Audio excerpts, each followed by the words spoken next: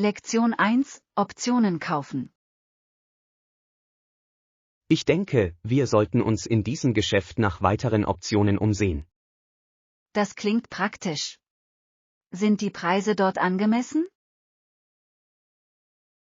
Ja, ich habe gehört, dass Sie eine gute Auswahl bieten, ohne dass man dafür ein Vermögen ausgeben muss. Das ist perfekt. Es ist immer schön, Qualitätsartikel zu guten Preisen zu finden. Genau. Außerdem gibt es oft Sonderangebote, die das Einkaufen noch schöner machen. Ich liebe gute Angebote. Es fühlt sich an, als würde ich ein tolles Schnäppchen machen. Machen wir eine Liste mit den Dingen, die wir brauchen, bevor wir losfahren. Gute Idee. So vergessen wir nichts Wichtiges. Ich freue mich darauf zu sehen, was wir finden können. Lektion 2: Freundlichkeit in allen Kulturen. Wo auch immer ich im Reich gelebt oder gereist bin, habe ich Freundlichkeit von Menschen aus allen Schichten erfahren. Das ist ein wunderschönes Gefühl. Freundlichkeit kennt wirklich keine Grenzen. Das stimmt wirklich nicht. Jede Interaktion hat mir die universelle Natur des Mitgefühls gezeigt. Ich stimme zu. Es ist erfrischend zu sehen, wie Freundlichkeit Menschen zusammenbringen kann. Ganz genau. Egal, wohin Sie gehen, eine einfache freundliche Geste kann einen großen Unterschied machen. Es ist erstaunlich, wie ein Lächeln oder ein freundliches Wort jemandem den Tag verschönern kann. Ja. Ich glaube, es erzeugt einen Welleneffekt und ermutigt auch andere, Freundlichkeit zu verbreiten. Absolut. Es erinnert uns daran, dass wir alle miteinander verbunden sind, unabhängig von unserer Herkunft.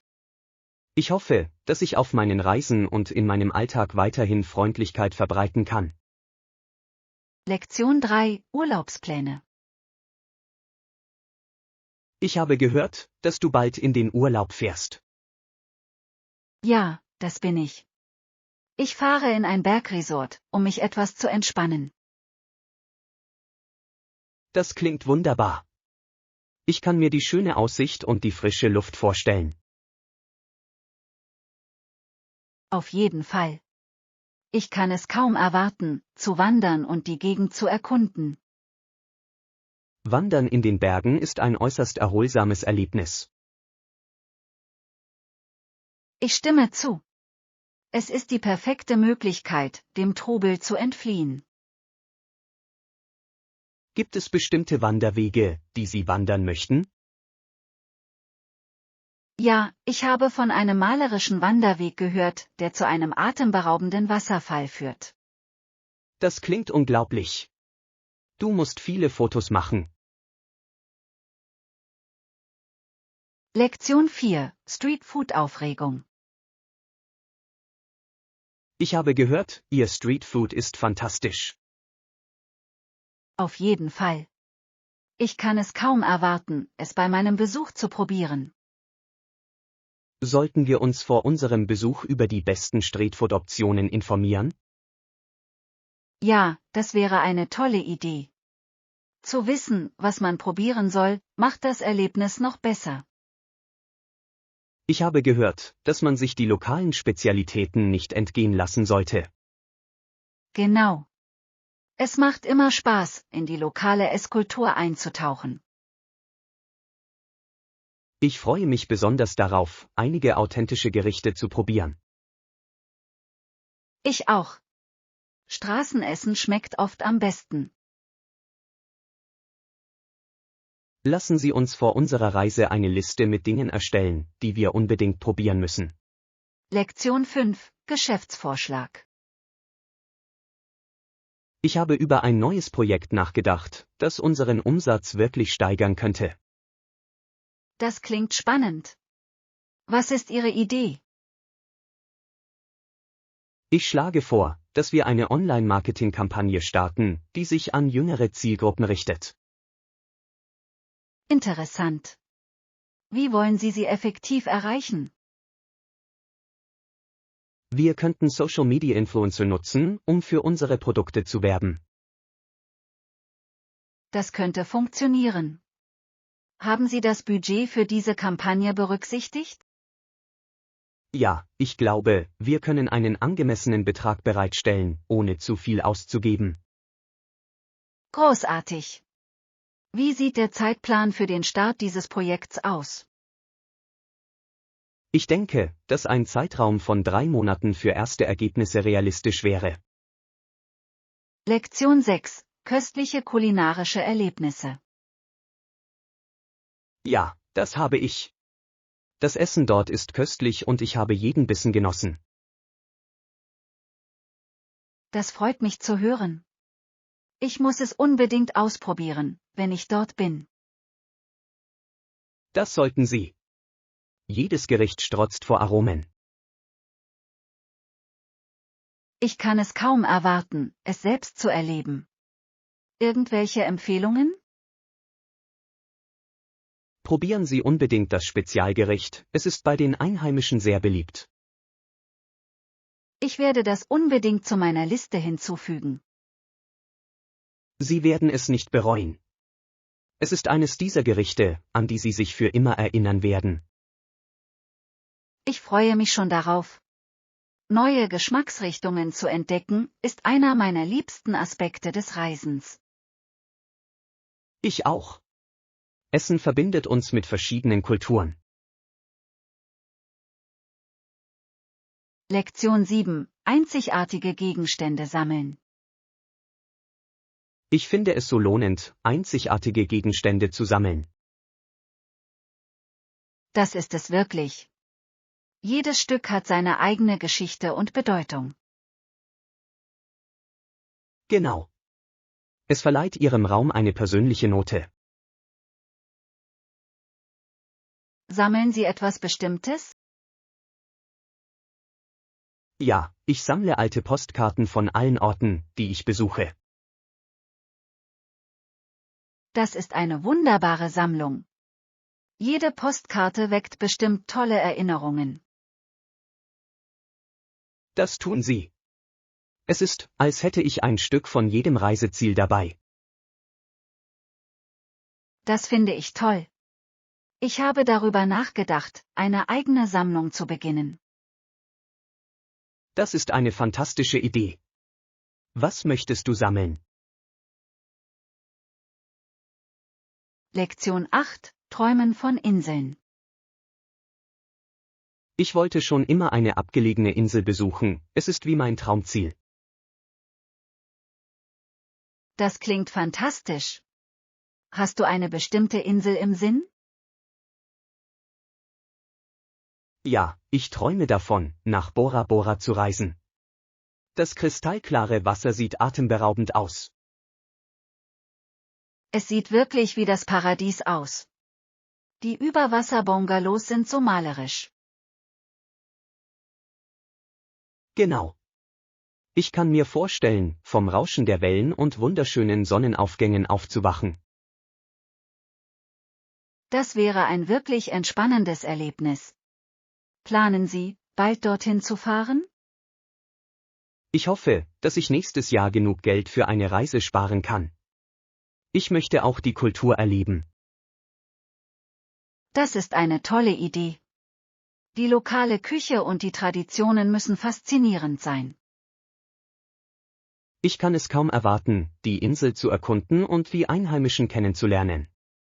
Lektion 9. Kommunikation mit Kindern. Ich habe viel über eine effektive Kommunikation mit meinem Kind nachgedacht. Ja, darüber mache ich mir auch Sorgen. Es ist so wichtig für den Aufbau einer starken Beziehung. Genau. Ich möchte sicherstellen, dass mein Kind seine Gedanken offen mit mir teilt. Das ist der Schlüssel. Offene Kommunikation fördert Vertrauen und Verständnis. Ich versuche, aktiv zuzuhören und mit Empathie zu reagieren. Das ist großartig. Kinder müssen wissen, dass ihre Gefühle berechtigt sind. Ich denke auch, dass die Verwendung einer altersgerechten Sprache wichtig ist. Absolut. Es hilft ihnen, Gespräche besser zu verstehen und sich daran zu beteiligen. Ich bin immer auf der Suche nach Möglichkeiten, meine Kommunikationsfähigkeiten zu verbessern. Lektion 10: Finanzmanagement. Ich muss das Finanzmanagement für unser Projekt besser verstehen. Dies ist von entscheidender Bedeutung für fundierte Geschäftsentscheidungen. Auf welche Grundlagen sollte ich mich zuerst konzentrieren? Beginnen Sie mit dem Verständnis von Budgetierung und Cashflow-Management. Wie erstelle ich ein Budget, das für uns funktioniert? Listen Sie alle Ihre Ausgaben und geplanten Einnahmen auf und passen Sie diese entsprechend an. Das klingt ganz einfach. Wie sieht es mit der Ausgabenverfolgung aus? Der Einsatz einer Buchhaltungssoftware kann diesen Prozess erheblich vereinfachen. Ich werde mir ein paar Optionen ansehen. Irgendwelche Empfehlungen? Lektion 11: Die professionelle Sportlandschaft. Wussten Sie, dass es im Profisport rund 3000 Arbeitsplätze gibt? Das ist beeindruckend. Es zeigt, wie groß die Branche wirklich ist. Ja, und Hockey hat die längste Geschichte und die größten Traditionen. Absolut. Der Sport hat sich im Laufe der Jahre enorm weiterentwickelt. Ich finde es faszinierend, wie viele Menschen hinter den Kulissen involviert sind. Ich auch. Vom Trainerstab bis zum Marketingteam spielt jeder eine Rolle. Es ist erstaunlich zu sehen, mit welcher Leidenschaft sich die Leute für ihre Teams einsetzen. Auf jeden Fall. Die Unterstützung der Community für Hockey ist unglaublich. Ich würde gerne mehr über die verschiedenen Karrieren im Sport erfahren. Lektion 12: Kultur und Geschichte erkunden. Ich liebe es, an Orte mit historischen Städten und einer lebendigen lokalen Kultur zu reisen. Das klingt toll. Was sind Ihre Lieblingsziele? Ich habe meinen Besuch in Rom sehr genossen. Die Geschichte dort ist absolut faszinierend. Das kann ich mir vorstellen. Die Architektur und die Kunst müssen Sie in Erstaunen versetzen. Das stimmt wirklich. Jede Ecke erzählt eine Geschichte. Mir gefällt auch, wie die lokale Kultur das Reiseerlebnis bereichert. Ja, das Ausprobieren lokaler Speisen und Traditionen macht es bereichernd. Ich stimme zu. Es ist eine Möglichkeit, eine tiefere Verbindung zu dem Ort aufzubauen. Ich kann es kaum erwarten, auf meinen zukünftigen Reisen weitere historische Stätten zu erkunden. Lektion 13: Die Geschichte der Texas Rangers. Ich habe von einer Gruppe gelesen, die vor Jahren das Baseballteam der Texas Rangers gekauft hat. Das ist interessant.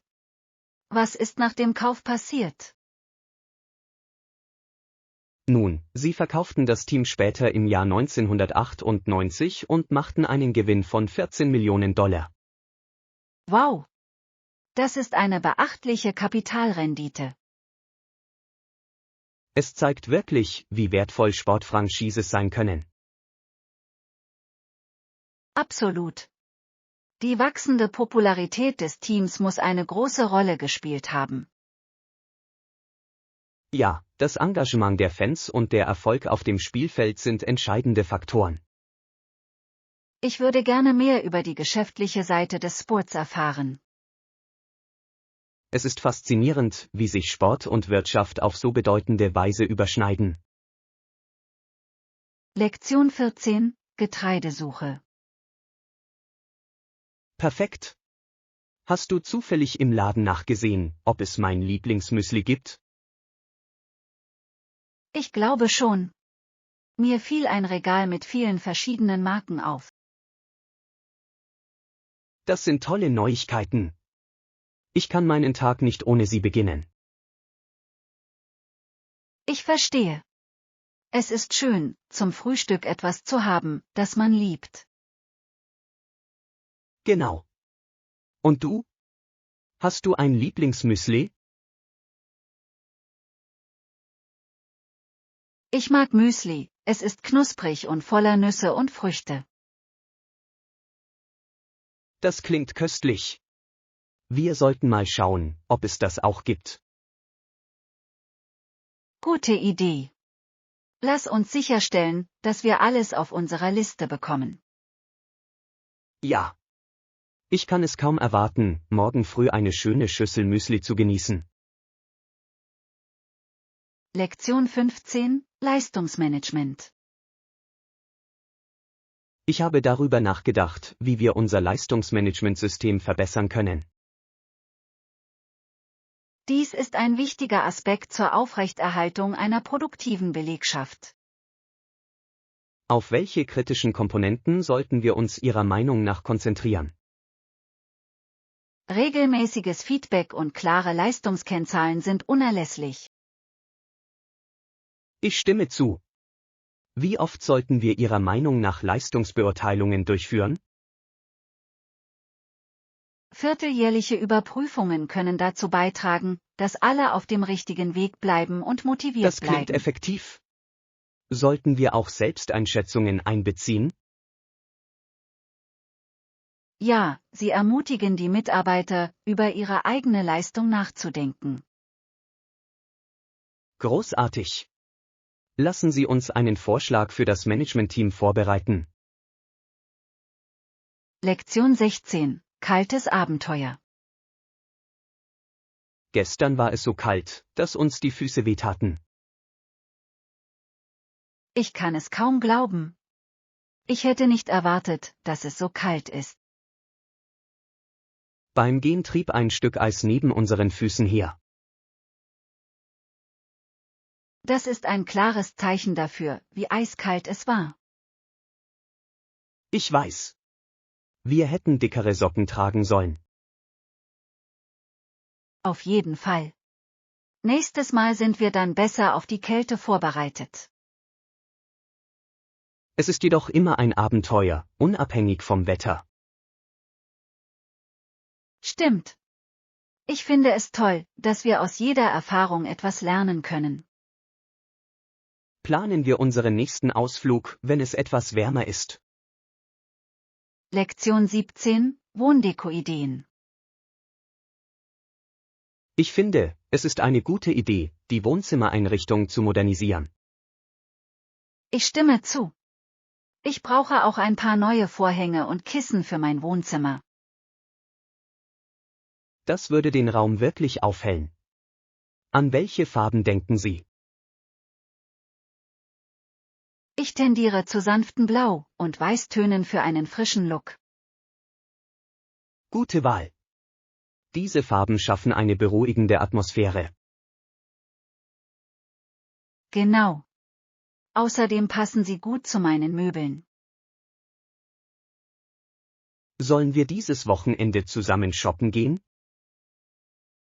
Das würde mir sehr gefallen. Es wird Spaß machen, gemeinsam Dinge auszusuchen. Machen wir einen Tagesausflug daraus und essen danach zu Mittag. Lektion 18: Optionen erkunden.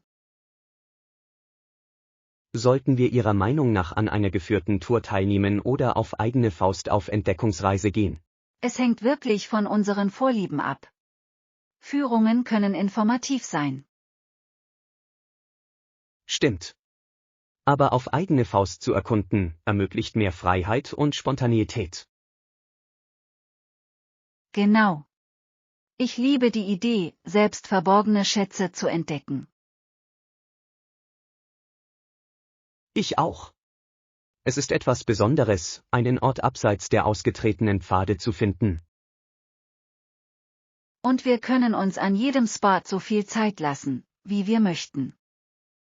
Ja. Lassen Sie uns die Vor- und Nachteile beider Optionen abwägen. Gute Idee. Wir können je nach Tagesstimmung entscheiden. Ich freue mich auf das Abenteuer, egal, wofür wir uns entscheiden.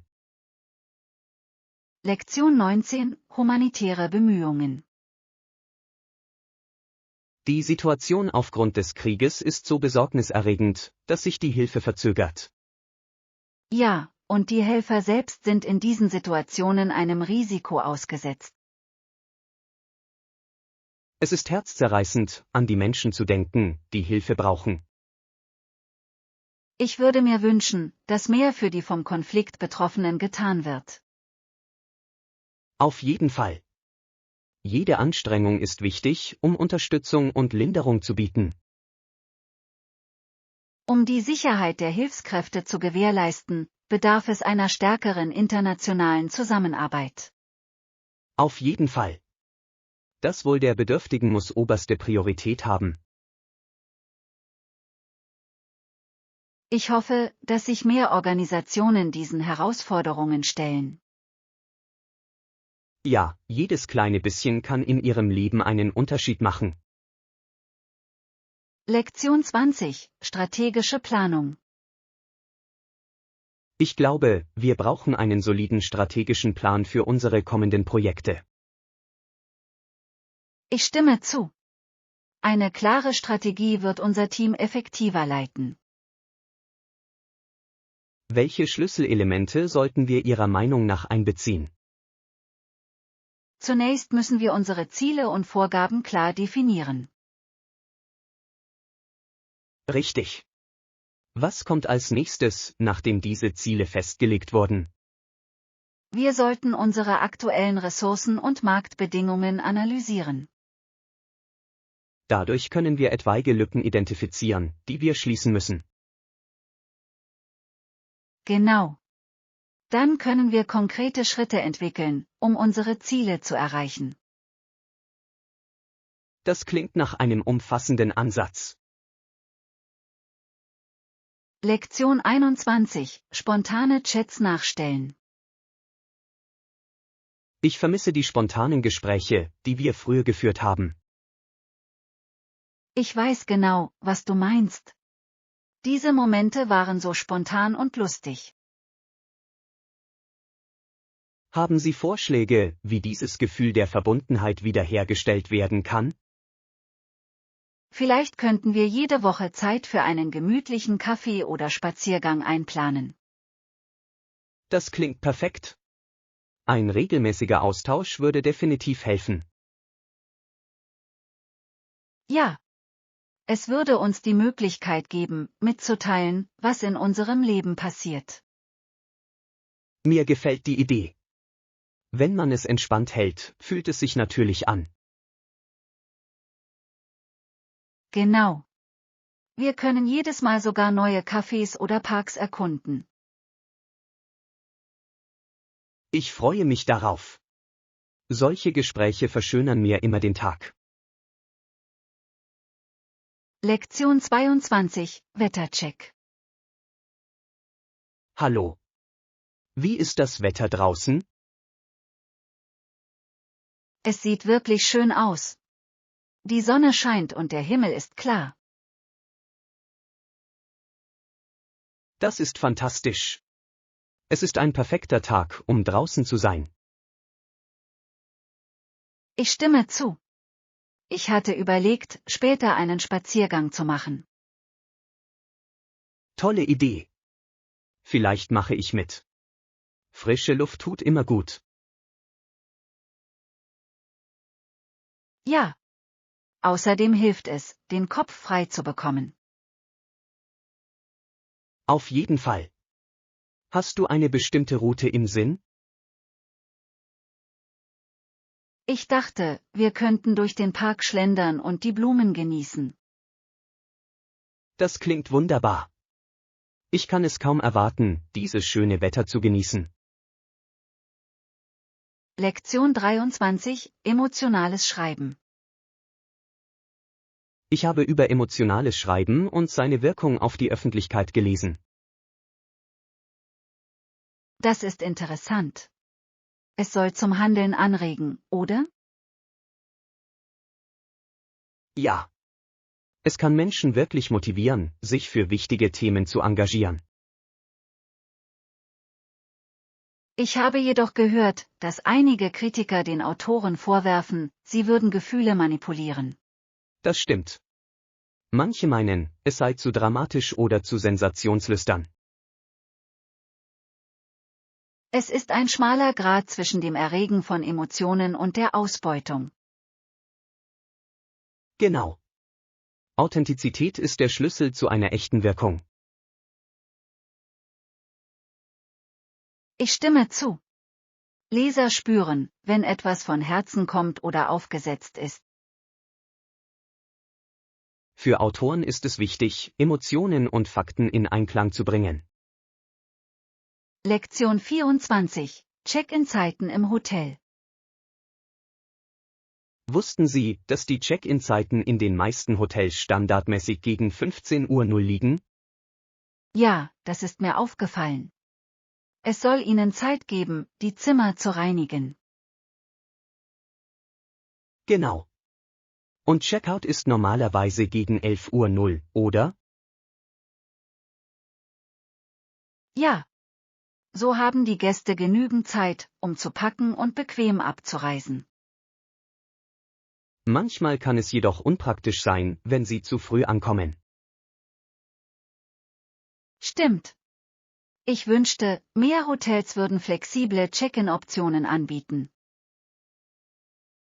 Das würde das Erlebnis für Reisende definitiv verbessern. Ich stimme zu. Es ist immer schön, sich sofort willkommen zu fühlen. Hoffentlich werden sich in Zukunft mehr Hotels an die Bedürfnisse ihrer Gäste anpassen. Lektion 25. Führungsstile. Ich habe kürzlich über verschiedene Führungsstile gelesen. Das ist ein faszinierendes Thema. Welche Stile haben Ihre Aufmerksamkeit erregt? Transformationale Führung scheint für die Motivation von Teams wirksam zu sein. Absolut. Es inspiriert Menschen, ihr volles Potenzial auszuschöpfen. Wie steht es mit der autokratischen Führung? Ist sie noch relevant? Es kann in Krisensituationen wirksam sein, in denen schnelle Entscheidungen erforderlich sind. Das macht Sinn. Wie sollten wir diese Stile Ihrer Meinung nach implementieren? Ein Stilmix kann von Vorteil sein und sich an die Bedürfnisse des Teams anpassen. Ich stimme zu. Dies könnte unsere Teamdynamik erheblich verbessern. Lektion 26. Erholungszeit. Mir geht es nicht sehr gut. Ich glaube, ich werde viel Ruhe brauchen. Das tut mir leid. Die Wiederherstellung kann einige Tage dauern. Ja, aber ich hoffe, dass es nicht lange dauert, bis es mir besser geht. Das ist der richtige Geist. Passen Sie in dieser Zeit auf sich auf. Das werde ich. Ich nehme mir vor, viel zu trinken und ausreichend zu schlafen. Das klingt nach einem guten Plan. Ruhe ist entscheidend für die Erholung. Ich weiß Ihre Anteilnahme zu schätzen. Es ist schön, Unterstützung zu haben, wenn man sich unwohl fühlt. Natürlich. Sag einfach Bescheid, wenn du etwas brauchst. Vielen Dank. Ich melde mich auf jeden Fall, wenn ich Hilfe brauche. Lektion 27. Die Ehrlichkeitsherausforderung. Wissen Sie, manchmal frage ich mich, wie schwierig es ist, uns selbst und anderen gegenüber völlig ehrlich zu sein. Ich stimme vollkommen zu, Ehrlichkeit kann eine echte Herausforderung sein, insbesondere wenn wir versuchen, es allen recht zu machen. Genau.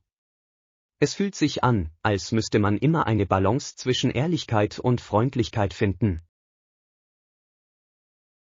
Ja, und für alles Zeit zu finden, macht es noch schwieriger. Wie schaffen wir es in unserem hektischen Alltag, ehrlich zu sein? Das ist ein guter Punkt. Ich ertappe mich oft dabei, Gespräche schnell zu Ende zu bringen, nur um die Dinge fertig zu bekommen. Ich auch.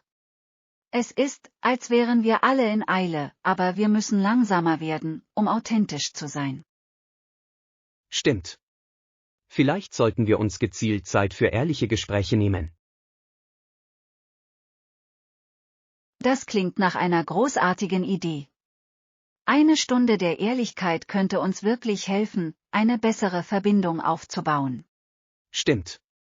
Es würde uns auch die Möglichkeit geben, ohne Ablenkung über unsere Gefühle nachzudenken. Lektion 28: Spaziergänge in der Innenstadt.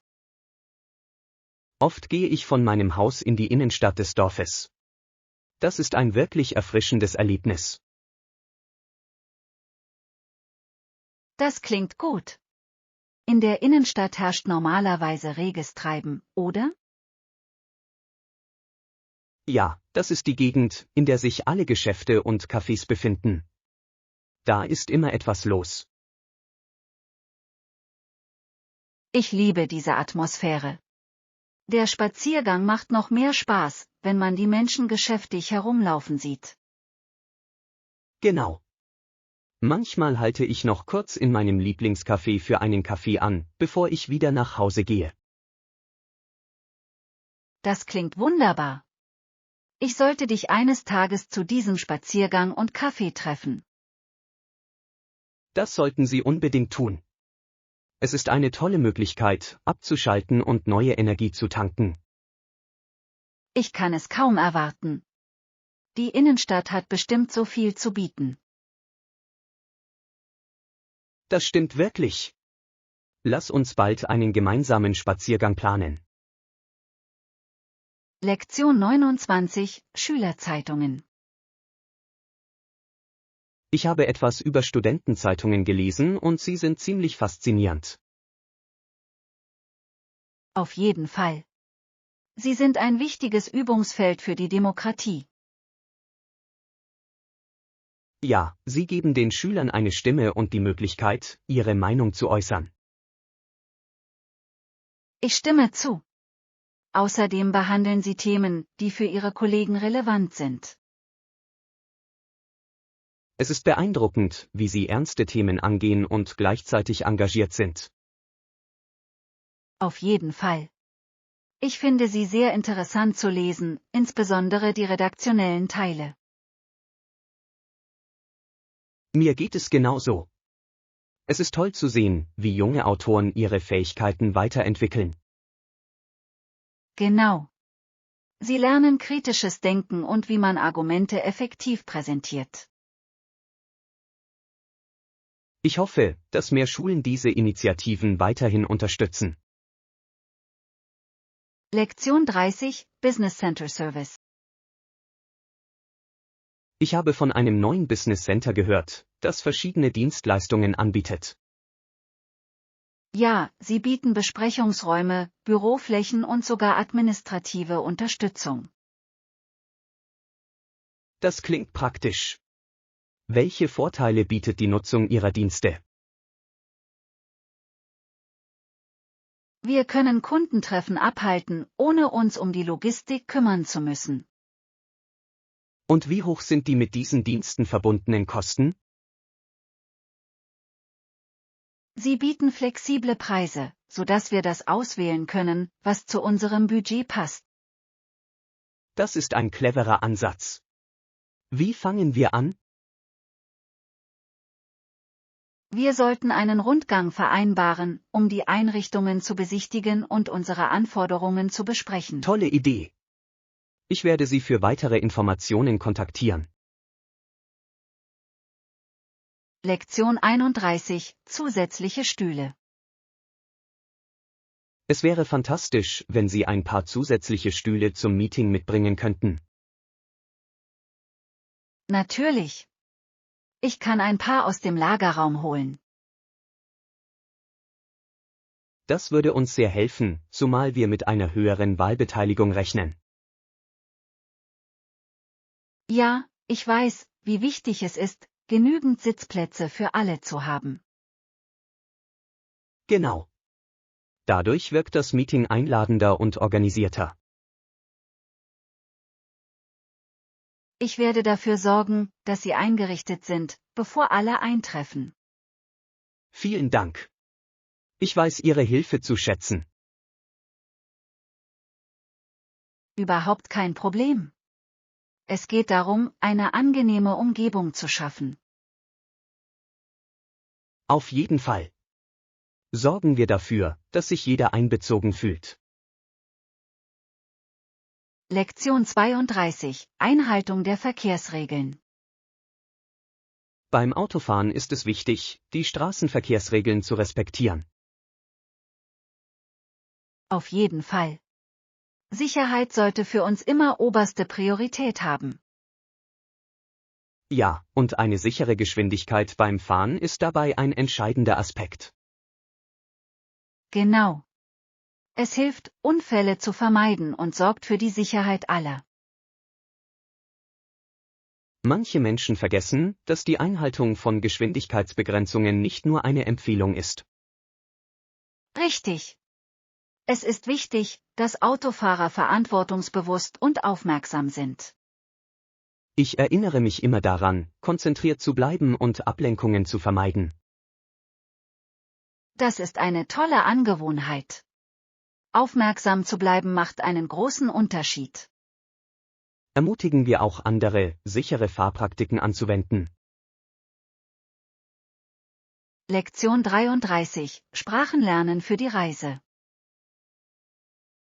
Ich denke, dass einige Sätze während unserer Reise nützlich sein werden. Absolut. Es ist immer gut, ein paar wichtige Ausdrücke zu kennen. Ich werde eine Sprachlern-App herunterladen, die mir beim Üben hilft. Das klingt nach einer cleveren Idee. Apps machen das Lernen bequemer. Ja. Ich kann unterwegs üben, egal ob ich warte oder auf Reisen bin.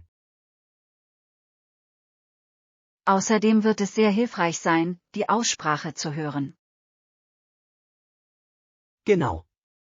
Es wird mein Selbstvertrauen stärken, wenn ich mit Einheimischen spreche.